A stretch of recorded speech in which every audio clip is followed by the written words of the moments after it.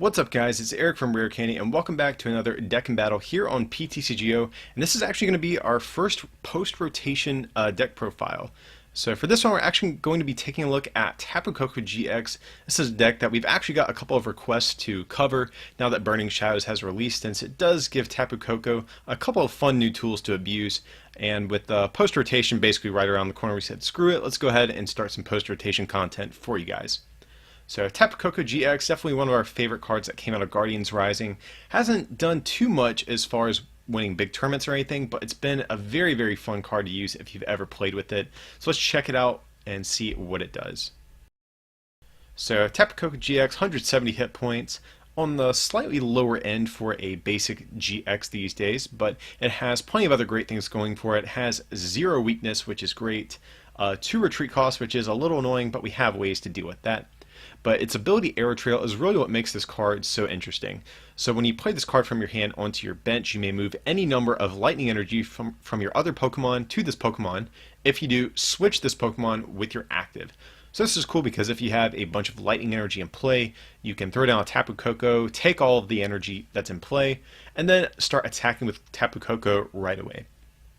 But also too, if your Tapu Koko GX gets damaged, you can throw down another Tapu Koko to take all of the energy off the damaged one and attack with a fresh one. So that's kind of what makes this card so fun. You constantly cycle between Tapu Kokos and new fresh attackers. But let's see what we're actually attacking with. The first attack is Sky High Claws. For 2 lightning and a colorless does 130, just a solid number to 2-shot most Pokemon with. And then its GX move, Tapu Thunder GX, 2 lightning and a colorless, does 50 times the amount of energy attached to all of your opponent's Pokemon. So this is going to be kind of like our big one-hit KO move that we'll probably have to use at some point in the game. But most of the time we are just going to be 2-shotting things, and even though we're not going to be taking big one-hit knockouts, we're basically just trying to stay alive as long as possible. So let's take a look at the rest of the deck and see what else we have. Okay, we have 1 Jolteon EX, and we're mainly playing this for its Flash Ray attack. For a Lightning and double colorless energy, we're doing 70, but then during your opponent's next turn, prevent all damage done to this Pokemon by attacks from basic Pokemon. So this is actually going to be mainly in here to deal with things like Volcanion and Turbo Darkrai, since they traditionally only play basic attackers. So Jolteon's kind of going to be our answer to those types of decks. Also has free retreat, which is very nice because if we play Guzma, we can always promote a Jolteon and then just retreat out of it too. Okay, next we're playing 1 Oranguru. Since this is post-rotation, we don't have access to things like Shaman EX anymore, but especially with this deck, there's turns where you have the potential to really dig and set up like a crazy turn 1, or there's usually some sort of combo piece that you're always looking for in order to make your turn really important. So Oranguru helps with that. Also makes you a little bit better against things like N in the late game, since if your opponent knocks out your only Pokemon with energy in play and ends you, they can kind of sweep you a lot of times. So Oranguru kind of just hedges against that and ensures that they can't do that as easily. It is worth noting we can also attack with Oranguru if need be. Psychic does 60 plus 20 more times the amount of energy on your opponent's active for 3 colorless. So not an ideal attacker, but we do have the option to attack with it if we absolutely have to. Next up we have a 2-2 Electrode line. So Electro, we're playing this for its ability Buzzap Thunder. Once during your turn before you attack, you may knock out this Pokemon and attach it to one of your Lightning Pokemon as a special energy card. So it provides 2 lightning energy only while this card is attached to a Pokemon. So that's pretty cool because we can, on the second turn, knock out an Electrode and then, start powering up something. So this is also good because if our opponent knocks out our only Pokemon in play with any energy, we can knock out Electrode and immediately have 2 more energy, then attach an additional energy from hand for turn, and we already have a fresh powered up Pokemon at that point. So Electrode, just good to increase our energy acceleration. And next up we have 3 Tapu Lele GX, mainly for its Wonder Tag ability. Whenever you play this Pokemon from your hand onto your bench, during your turn you may search your deck for a supporter card, reveal it, and put it into your hand. So especially now that Shaman is gone, we are thickening up our count of Tapu Lele. Versus Seeker is also out of the format, so Tapu Lele just really helps us choose exactly what supporters we want to be playing. But it also has a solid attack energy drive, just 20 times the number of energy on both active Pokemon, and it's not affected by weakness or resistance. So just a nice little alternate attacker that gives us a pretty big consistency boost. That's all for the Pokemon. Pretty streamlined, pretty straightforward. On to our supporters. We are playing 4 copies of Sycamore, discard your hand, draw 7. Also playing 4 copies of N. Each player shuffles their hand in their deck and draws equal to the amount of prize cards they have left. So now that Verseeker is gone, we're maxing out our counts of N in this deck, just to ensure that we always have a way to refresh our hand. We're playing 1 Pokemon Fan Club. Search deck for 2 basic Pokemon, reveal them, and put them into your hand. So a lot of decks opt to choose Bridget as their, early game setup supporter, but in this deck, Fan Club is much superior because we can grab Tapu Koko GX and put it into our hand, because its ability only works whenever you play it from your hand, not from your deck. So Fan Club makes the deck a little bit better in that type of way. But then also you can grab something like a Voltorb on the first turn. You can grab a Jolteon and a Voltorb or a Rangaroo or whatever combination of Pokemon that you want. And it's also just good in the late game too. If we ever need just to get a Tapu Koko for turn, we can Lele for Fan Club and immediately have a Tapu Koko in order to put it in play and get a fresh one attacking. So we're playing 1 copy of Skyla. Search your deck for a trainer card, reveal it, and put it into your hand. So Skyla is good because we can grab Max Elixirs, Super Scoop Ups, Rescue Stretcher, Ultra Ball. It's just another way to always ensure we have an out to powering up a fresh Tapu Koko in the same turn. 3 copies of Guzma, since Lysander is going to be gone from the format. So we're playing 3 of this guy. Switch your opponent's bench Pokemon with their active.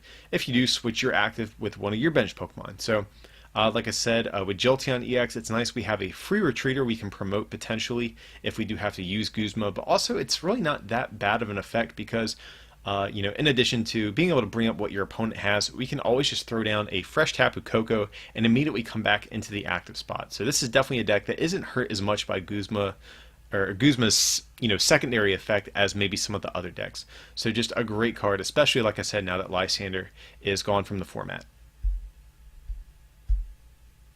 And the last support is going to be 1 Acerola. So put 1 of your Pokemon that has any damage counters on it into your hand with all cards attached to it. So this is one way we can potentially reuse our Tapu Kokos. Let's say we have a damaged Tapu Koko. We throw down a fresh one, take all of the energy off the damaged one and start attacking with that one. But then we can also Acerola up the damaged one that no longer has energy on it and potentially reuse its ability on the next turn. So we're playing Acerola in here. I've seen some lists play thicker counts of this card, but in my experience, you probably only really make use of it once or twice in the course of a game.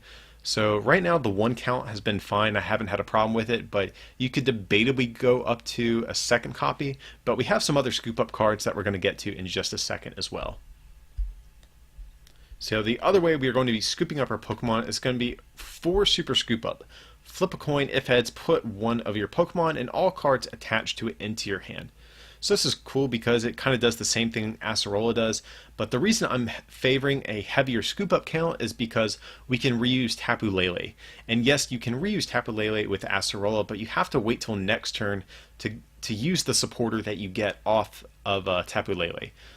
So I definitely favor heavier super scoop up count because we can reuse our Tapu Lele in the same turn as well. It is a flip though, so that's another reason why we're playing 4 copies, just because 1 or 2 of these statistically is likely to fail at some point. So we just need to make sure we play enough of these to make sure that they work at some point.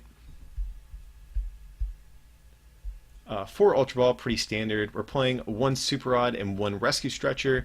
So we're playing Rescue Stretcher just to get the effect of getting a Pokemon from our discard pile into our hand. We want to have access to Tapu Koko basically at any time, so it's nice to be able to just Rescue Stretcher, grab Tapu Koko, and immediately put it down. But then since this is a Max Elixir based deck, we are still playing Super Rod because it gives us the option to get Pokemon and energy. So for Max Elixir, like I just mentioned, 2 Field Blower. choose any combination of tool cards or stadiums in play and discard them. So this is going to be mainly to deal with Garbotox and Garbodor, because if they have a tool card on them, it shuts off our abilities, which is pretty bad for us. We are very ability reliant deck, so we're playing 2 of these just to ensure that we have an out to, always getting rid of those float stones. So like I said, 4 max elixir just to increase our energy acceleration, 3 fighting fury belt just to make sure that we can tank hits a little bit better. The damage isn't too relevant, it's mainly for the plus 40 HP our basic Pokemon get. And then we're also playing 3 Aether Paradise Conservation Area.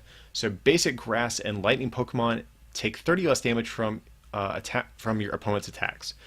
So this is good because with a Fighting Fury Belt and Aether Paradise Conservation Area in play, our Tapu Kokos essentially get plus 70 hit points, which is really good as far as making sure that they stay alive and don't get knocked out.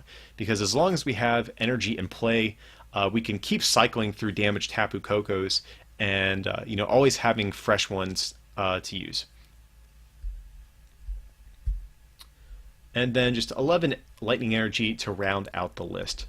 So yeah, guys, that's going to be the Tapu Koko list that we're going to be trying out. It is worth noting at the time of filming, post-rotation hasn't gone into effect on PTCGO, so more than likely we are going to be running into a deck that is pre-rotation with Versus Seekers and Shamans and all that, so just definitely something to be on the lookout and be mindful of. But yeah, I'm going to quit rambling. Let's go into the battle portion of the video and see how this deck looks in action. Alright guys, so we have ourselves a game and our opponent does win the coin flip, unfortunately, which kind of sucks for this deck because you don't really have that great of a first turn potentially now that Shaman is out of the format, so it might be a little tough to get a first turn Tapu Koko going, so I would have preferred to go first here, but it's not the end of the world. But here I am going to mulligan, unfortunately, and I have a Jolteon start. So that's actually pretty good, has free retreat, so it could be worse, I suppose. I do have an Ultra Ball, so that means I will be able to grab a Tapu Lele to get out of this pretty mediocre hand. So we'll just have to see what happens. So here, opponent's throwing down some Eevees and a Tapu Lele. So this might be either an Espeon or an Umbreon deck, if I just had to guess. Could also potentially be something like Vespiquen, but if they're playing 2 Eevees, I'd probably put my money on Umbreon or Espeon. Here, opponent's going to grab a Hex Maniac, and yeah, that's not really what I want to see. This hand is pretty bad, and I need Tapu Lele in order to get out of it. But our opponent's just going to Hex and pass. That's actually pretty good, though. They did not get down an energy attachment for turn, which that's the only upside. But here, all I can really do is do Swift, but I could put down Aether Paradise Conservation Area, but here, I don't know. I might hang on to it. I might throw it down when our opponent has a way to knock us out, but I don't know, maybe in hindsight I should have put it down just because if our opponent does Psybeam us, if it's Espeon or if they do Umbreon's first attack. Okay, but it is going to be an Espeon GX deck. So if they do, or is it Psybeam or Psychic? Whatever the first attack is that puts me confused. We could have reduced our damage. But here, our opponent's just going to end, and I'm okay with that. Even if they didn't end, we had an Ultra Ball to get out of it. So, but I'll take the hand refresh. Definitely won't say no. And here our opponent is going to do Psybeam to do 60 damage because of that choice band they have down, and they're going to confuse us. So I am going to be able to get a Voltorb down at the least. And here I have an N in hand. I think maybe, yeah, let's put down the Fighting Fury Belt. I think I like that because right now our opponent could use Divide GX to just knock out this Jolteon. Fighting Fury Belt kind of takes that play away from them, so we'll do that. And good God, this hand is terrible. You would think in a format where there's no Versus Seekers, and I've inflated all of our draw supporter counts and added additional copies of Tapu Lele, we'd had no problem drawing into supporters, but so far not so good. But here we're just going to retreat out of that confusion into this Voltorb and keep putting down some more energy onto Jolteon. Jolteon's not the best attacker in this matchup, but luckily once we get down our Tapu Koko, eventually, hopefully, we can suck that energy right off the Jolteon and attack with it instead. So here our opponent will most likely just take a knockout on this Voltorb, and here they are going to end us. I could not be more ecstatic about this. The first end I was kind of apathetic about, but this one we definitely needed here. And this hand is certainly much better too. But here our opponent's just going to Psychic, knocking out this Voltorb. I'm okay with that. It does make it a little harder to use Electrode this game because it'll put our opponent down to even amount of prizes. So unfortunately it's going to kind of take that play away from us. But here, luckily, actually have a pretty solid hand to work with. So we'll see what we can do here. So thinking about playing down Tapu Lele, I kind of want to end our opponent. You know, I could throw down a Tapu Koko and attack, or use this Guzma to attack something as well, but I think I'd rather just refresh my hand and put our opponent down at a lower hand size. So I'm thinking about grabbing the end, but here let's just look through the rest of the deck and see what we have.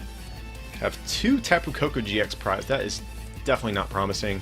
Luckily we do have Super Rod and Rescue Stretcher in the deck if I saw correctly, so we will have some outs to retrieving our Tapu Kokos. Here I'm going to use Max Elixir, and it fails unfortunately, but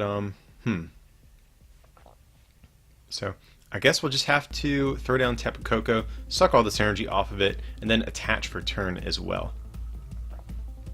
Here we're going to do Super Scoop Up. Tails, unfortunately. I really wanted to get the Fighting Fury Belt onto this Tapu Koko, but let's see what we get here. Oh, and luckily we draw into Fury Belt and Aether Paradise Conservation Area, so that's great. That pretty much is going to help ensure that we don't get knocked out on our opponent's next turn, because our opponent could do something like a Psychic with a Choice Band or something like that, if we didn't have the Paradise Conservation Area and the Fury Belt. So let's see what our opponent's going to opt to do. They're going to get down another EV. I'm starting to wonder, is this like a straight Espeon deck, or does our opponent play Trubbish as well in Garbodor? Because normally that's how you see Espeon be played.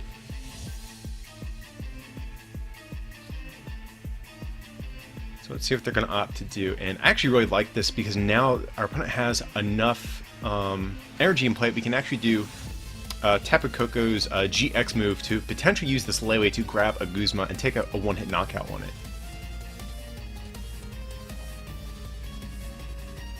Let's see what our opponent's going to do. They're playing a Verse Seeker, and they're going for Hexamaniac. So that's actually really, really problematic, to be honest. That's kind of going to take this Lele play I was talking about away, so we really need to top deck a Guzma here. Well, that's not what I needed. Yeah, and this is really unfortunate too, because now I can't Ultra Ball for a fresh Tapu Koko to, you know, take all the energy off and, you know, preserve our energy that we have in play. So here I have a couple of options. I can take a knockout with this Tapu Koko, or I can put this energy onto Jolteon, retreat manually, and take a knockout with Jolteon's Swift Attack, but there's some things about that I don't like as well. Once that energy is on the Jolteon, it's not a very good attacker. I almost kind of like just powering up this Lele instead, because also if our opponent had a, I think like a Field Blower, they could knock out our Jolteon with just 1 energy on it. So I didn't really want to chance that. So let's just hope I made the right decision here. But yeah, it's definitely, I think, a pivotal turn in the game there. So your opponent is going to use that nice blinged out looking Ultra Ball. Let's see what they're going to grab. A Tapu Lele GX of their own. Okay, so that's good. That at least tells me we're probably not going to get hexed again if they're going for a supporter, since that would mean they play 2 hex. But you know, if they're not playing Garbodor, then 2 hex might not be out the question, but we'll just have to see what happens. Okay, they're going to go for Sycamore. I actually really like that because my hand is pretty workable at the moment. And they are going to play the Sycamore, and they are going to discard a Garbodor. Okay, so they do play the Garb. I guess they just haven't been drawing into their Trubbishes. So let's see what our opponent is going to opt to do here. They could take a turn to use Divide GX, but with the Fury Belt, that kind of makes things a little bit more annoying. So we're just going to do a Psychic on us to take a knockout.